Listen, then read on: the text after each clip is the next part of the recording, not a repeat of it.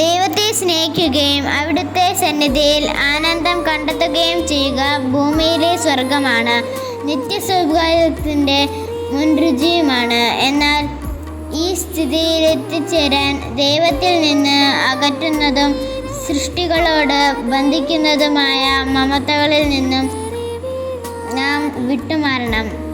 അങ്ങനെ ആത്മാവ് ദുരാശകളിൽ നിന്ന് വിമുക്തമായി കഴിയുമ്പോൾ പ്രാവിൻ്റെ ചിറകുകൾ അണിഞ്ഞ് ദൈവത്തിങ്കലേക്ക് പറന്നെത്തി അവിടെ വിശ്രമിക്കും. നമുക്ക് പ്രാർത്ഥിക്കാം. ദൈവമേ, അങ്ങ് വരിക.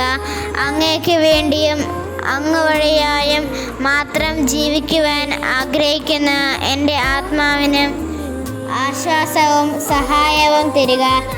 അങ്ങയെ ഒരിക്കലും നഷ്ടപ്പെടുത്താതെ സ്വന്തമാക്കാനുള്ള ആഗ്രഹം എന്നിൽ ഉജ്ജ്വലിക്കുകയാണ്. അനന്ത സ്നേഹയോഗ്യനായ ദൈവമേ, എന്നെ തള്ളിക്കളയരുതേ. അങ്ങിൽ നിന്ന് വേർപെട്ടിരിക്കുക എനിക്ക് എത്രയും ദുസ്സഹമാണ്.